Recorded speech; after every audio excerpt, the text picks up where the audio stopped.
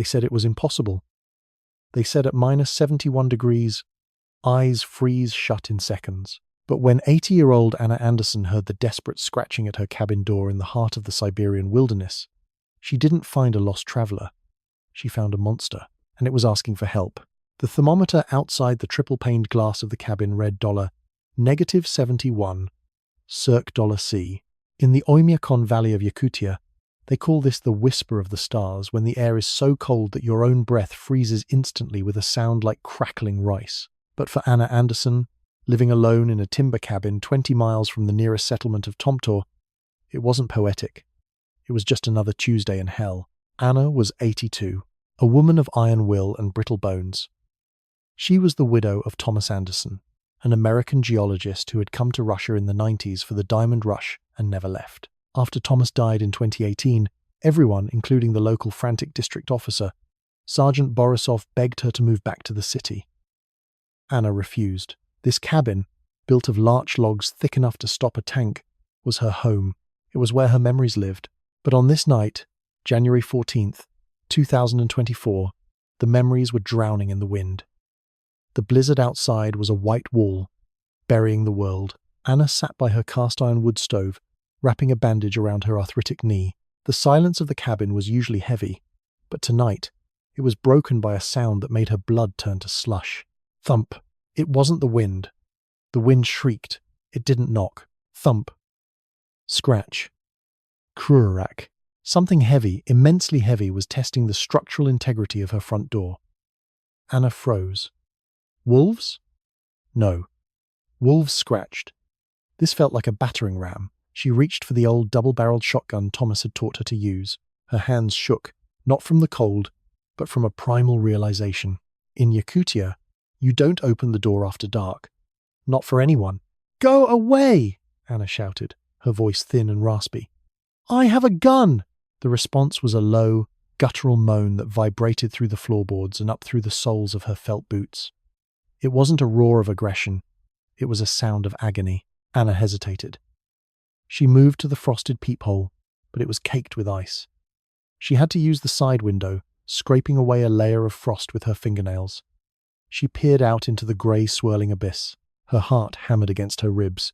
Standing on her porch, filling the entire frame of her vision, was a mountain of brown fur dusted with white snow. This was wrong. This was biologically impossible. It was January. Bears in Siberia hibernate deep underground. To be awake now, in the bone-breaker cold, meant only one thing.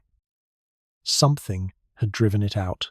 A shatun, a waking bear, was usually a death sentence for anyone who crossed its path. They were insane with hunger, violent, and unstoppable. Anna raised the shotgun, aiming it at the door. She expected the wood to splinter. She expected the rage. But the bear didn't attack.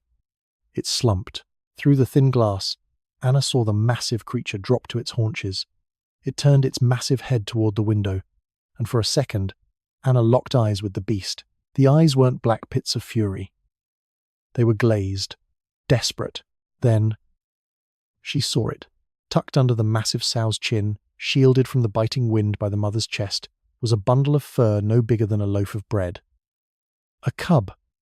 The mother nudged the bundle with her snout. The cub didn't move. The mother bear looked back at Anna. She let out a huff, a cloud of steam rising, and poured gently, so gently, at the door handle. It was a plea.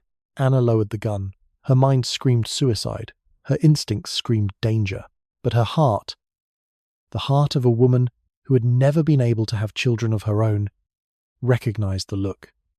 It was the universal look of a mother who had run out of options. You foolish old woman, Anna whispered to herself. She unlatched the heavy deadbolt. The wind tore the door from her grip, slamming it against the wall. The cold rushed in like a physical blow, instantly freezing the moisture in Anna's nose. She stepped back, raising the gun again, trembling. The massive bear stepped over the threshold. The floorboards groaned under 800 pounds of muscle and fur. The beast filled the small entryway, bringing the smell of wild musk, pine resin, and old blood. She didn't look at Anna. She didn't look at the food on the table. She walked 3 agonizingly slow steps and gently laid the limp cub on the rug in front of the roaring fire.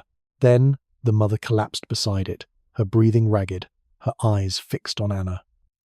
She was asking for a miracle. The cabin was small, roughly 20 by 20 feet, and the bear took up a quarter of it. The heat from the stove battled the frigid air that had rushed in, but Anna had managed to slam the door shut and bolt it again.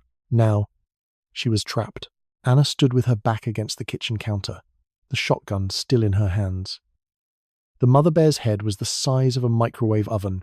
Her claws were long, curved knives of black keratin, capable of disemboweling a moose with a single swipe. If the animal decided to turn on her, Anna would be dead before she could pull the trigger, but the bear ignored her. The sow was nudging the cub, licking its face with a tongue as rough as sandpaper.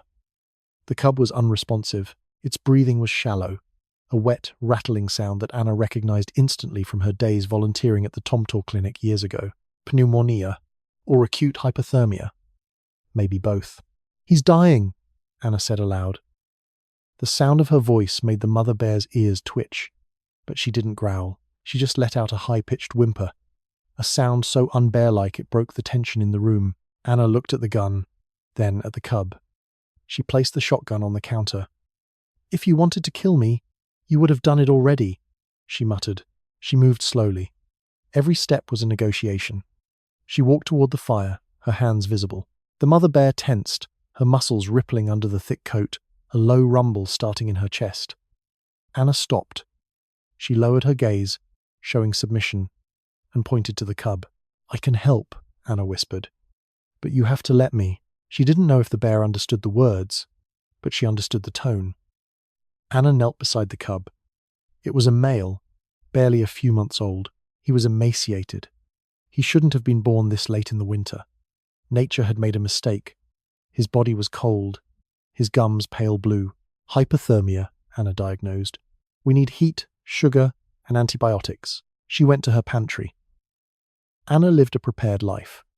She had a stockpile of medicine that Sergeant Borisov brought her twice a year. She grabbed a bottle of warm water, mixed in a heavy dose of honey and sugar, and found a syringe she used for her own vitamin injections. She also grabbed the amoxicillin human antibiotics. But mammals were mammals. Returning to the rug, the mother bear watched her syringe. When Anna reached out to touch the cub, the mother let out a sharp huff. "I have to touch him, or he dies," Anna said firmly, looking the apex predator in the eye. She slid the needle into the loose skin at the back of the cub's neck. The cub didn't even flinch. He was too far gone.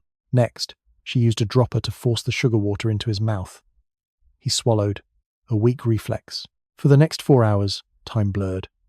Anna didn't sleep. She sat on the floor, rubbing the cub's chest to stimulate his lungs, wrapping him in her best wool blankets, the ones Thomas had bought in Canada. The mother bear watched every move, her giant dark eyes tracking Anna's hands. Around 3 a.m., the miracle happened. It was a hacking, ugly sound, but it was followed by a deep breath. Then another. The blue tint in his gums began to fade to pink. He shifted, burrowing deeper into the wool blanket, seeking the heat. Anna slumped back against her rocking chair, exhausted. She looked at the mother. The sow reached out a massive paw and rested it on Anna's foot. It wasn't a trap. It was a thank you. "You're welcome," Anna whispered, tears pricking her eyes. But the peace was fragile. As the adrenaline faded, Anna began to wonder why they were awake. She got her answer when she went to the window to check the storm. The wind had died down slightly, visibility returning to a few hundred yards. In the distance, toward the tree line of the taiga forest, she saw it. Not the natural glow of the aurora borealis, but the harsh, artificial beams of LED spotlights cutting through the trees, and the sound, the distinct, high-pitched whine of snowmobiles. Anna's blood ran cold. Poachers. It was illegal to hunt bears in hibernation, but bear bile and paws fetched thousands of dollars on the black market in Asia. These men were the reason the bear was awake. They had likely flushed her out of her den, killed the other cubs, and she had run, carrying the last survivor to the only place she smelled humanity that didn't smell like gunpowder. Anna's cabin. The mother bear stood up suddenly, a low growl vibrating in her throat. She smelled them too. Anna grabbed her shotgun again. She wasn't just protecting her home anymore. She had a guest. And Anna Anderson didn't take kindly to intruders. Stay down, she commanded the bear. She blew out the kerosene lamp, plunging the cabin into darkness. She watched the lights getting closer. There were 3 snowmobiles. They were coming straight for the door. The silence of the Siberian tiger is usually absolute, a vacuum where sound goes to die. But now, that silence was shattered by the mechanical scream of 2-stroke engines. The headlights of the snowmobiles swept across the cabin's log walls like prison searchlights, illuminating the frost-caked windows in blinding flashes. Inside, the atmosphere had shifted from a hospital ward to a bunker. Anna stood by the window, peering through the small circle. She kept clear of ice. The mother bear was no longer lying down. She was on all fours, her massive head lowered, swaying slightly, a pendulum of coiled violence. The bear knew what those lights meant. She had heard them before her den was destroyed. "Easy," Anna whispered, though her own heart was thumping a frantic rhythm against her ribs. "I won't let them take him." The engines cut out. 3 men dismounted. Even through the double-paned glass and the howling wind, Anna could see they were heavily armed. They wore white camouflage winter gear, blending into the blizzard, but the black shapes of rifles slung over their shoulders stood out in stark contrast. A heavy fist pounded on the door. It wasn't a knock. It was a demand. "Anna Anderson," a voice boomed. It was deep, arrogant, and Russian accented. "We know you are in there. Open up. The district heater is out. We need shelter." Anna knew that voice. It belonged to Viktor Krov. He wasn't just a poacher. He was a relic of a harder, crueler time, a man who ran the illegal wildlife trade in the Oymyakon district with impunity because half the local police were on his payroll. He didn't need shelter. He had tracked the bear's prints in the fresh snow straight to her porch. Anna checked the load in her shotgun. 2 shells. Buckshot. At close range, it would stop a truck. But there were 3 of them, and they had semi-automatic rifles. "Get off my property, Victor!" Anna yelled through the heavy timber door. "I've radioed Sergeant Borisov. He's on his way." It was a lie. The radio tower had been down for 3 days due to the ice storms. Laughter erupted from the other side of the door. "Borisov is playing cards in Yakutsk, old woman," Victor shouted back. "We don't want you. We want the skin that walked in here. We saw the tracks, a sow and a cub. That's $20,000 in gallbladders and fur sitting in your living room." The mother bear roared. It was a sound that defied description, a thunderclap in a box. It was so loud it shook dust from the rafters. The cub, now awake and bolstered by the sugar water, squealed in terror and scrambled under Anna's kitchen table. Outside, the laughter stopped instantly. The safety catches on 3 rifles clicked off. "Open the door, Anna, or we burn the cabin down with you inside," Victor screamed, his patience evaporating. "I'll give you to the count of 10. Anna looked at the bear. The animal was now standing on her hind legs, towering nearly 8 feet tall, her head brushing the low ceiling beams. Her claws were extended, tearing deep gouges into the floorboards. She was ready to die fighting. Anna realized she had 2 choices. She could open the door and let them shoot the bear, hoping they would spare her a witness to their crime. Or she could fight. She looked at the photo of Thomas on the mantelpiece. He had loved this wild, unforgiving land. He had taught her that in the north, life is earned, not given. 1, Victor counted. Anna grabbed a heavy iron poker from the fireplace in her left hand, keeping the shotgun in her right. She turned to the bear. The beast looked down at her. In that moment, the interspecies barrier dissolved. There was a silent understanding. "They are here for you, but I am the one opening the door." 5. "Listen to me," Anna said to the bear, her voice steady. "When that door opens, you run. You run and you don't look back." The bear didn't run.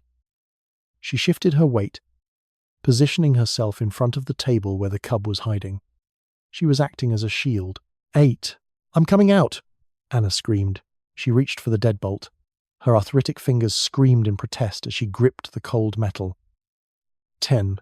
A bullet shattered the upper window, spraying glass across the kitchen. The cold air rushed in like a pressurized jet. Anna threw the bolt and kicked the door open, but she didn't step out. She dropped to the floor.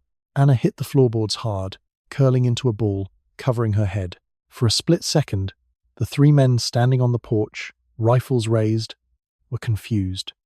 They expected an old woman, They expected a plea for mercy. Instead, they got the mountain. The mother bear didn't just walk out, she erupted. Propelled by a rage that had been festering since she was driven from her hibernation, she launched herself through the doorway with the speed of a freight train. The first poacher, a man named Yuri, didn't even have time to scream.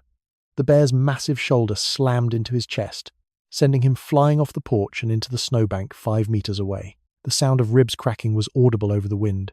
Viktor Krov and the third man, a wiry tracker, scrambled backward, slipping on the ice. The tracker fired a shot. Wildly, the bullet embedded itself in the cabin's doorframe, missing the bear by inches. The gunshot sealed their fate. The bear didn't stop. She was a whirlwind of teeth and claws. She swiped at the tracker, her claws catching the barrel of his rifle and ripping it from his hands as if it were a twig. The man shrieked and turned to run, diving toward the snowmobiles. Victor, the leader, was the only one who held his ground. From her prone position on the floor, Anna saw the barrel align. She saw Victor's finger tighten on the trigger. Boom! The sound was deafening. But it didn't come from Victor's rifle. Anna had fired the shotgun. She hadn't aimed at Victor, she wasn't a murderer, but she had aimed at the snowmobile directly behind him. The buckshot slammed into the fuel tank of the center machine. Sparks from the metal impact met gasoline vapor. The explosion wasn't Hollywood large, but it was enough. A fireball whooshed upward, throwing a wall of heat and blinding light between Victor and the bear. Victor flinched, shielding his face, his shot going wide into the night sky. The bear roared, a sound of triumph, and lunged through the flames. Victor dropped his gun and ran. He didn't look back for his men. He didn't look back for his machine. He ran into the darkness of the taiga, screaming as the shadow of the beast pursued him. The third man, the tracker, managed to start one of the remaining snowmobiles. He revved it in a panic, the track spinning on the ice. Before it caught traction, he sped off, leaving his injured comrade and his leader behind. Silence returned to the clearing, save for the crackling of the burning snowmobile and the moans of Yuri in the snowbank. Anna pulled herself up, her knees shaking so badly she had to lean against the doorframe. "It's over," she whispered. She waited for the bear to return. She waited for the sound of the beast coming back to finish the job or to claim her cub. But the woods were silent. Anna turned back inside. The cub was peeking out from under the table, his small black eyes wide. "Your mama is busy," Anna said, her voice cracking. She expected the mother to chase them for miles. But less than 2 minutes later, a heavy shape emerged from the swirling snow. The mother bear returned. She was panting, steam billowing from her snout, a trickle of blood on her flank, where a stray piece of shrapnel or glass had grazed her. But she was calm. She ignored Anna entirely. She walked straight to the table, nudged the chair aside, and made a soft, chuffing sound. The cub scrambled out, letting out high-pitched squeaks. The mother licked his face vigorously, checking him over. Then she looked at Anna. The look lasted only a few seconds, but it carried the weight of a lifetime. There was no aggression. There was only acknowledgement. Debt paid. The mother nudged the cub toward the door. The storm was breaking. The worst of the blizzard had passed, leaving a crisp, deadly cold stillness. It was time to go. They couldn't stay in the human world. Anna watched them leave. The cub stumbled once in the deep snow, and the mother gently lifted him by the scruff, placing him on her back. They walked into the white abyss, fading like ghosts until they were just shadows. And then Anna closed the door. She barred it. She walked to the window and taped a piece of cardboard over the shattered pane. Then she sat in her rocking chair, the shotgun across her lap, and wept. 3 days later, Sergeant Borisov finally arrived. He found Yuri the poacher half frozen but alive, crawling toward the road. Viktor Krov was never found. The locals say the tiger took him. Or perhaps something in the tiger did. Anna never told the police the full story. She told them she scared the poachers off with her shotgun. She left the bears out of it. Some secrets belong to the wild, but every year since, on the first day of the thaw, Anna finds something on her porch. Sometimes it's a pile of fresh pine nuts. Sometimes a honeycomb, dragged from a fallen tree. Scientists will tell you bears don't have that kind of cognitive memory. They will tell you it's impossible. But Anna Anderson, now 85, just smiles as she looks out toward the tree line. She knows the truth. In the coldest place on earth, Kindness is the only fire that never goes out. Anna stayed in that cabin until her final days, protected by a legend that terrified the wicked and inspired the good. Her story reminds us that even in the most brutal environments, compassion is the strongest survival instinct of all. When we help the vulnerable, we don't just save a life sometimes, we save our own humanity. If this story chilled your bones and warmed your heart, please hit that like button. It helps us share these incredible tales with the world. Let me know in the comments below with the word Guardian. And don't forget to subscribe and ring the bell so you never miss a journey into the wild.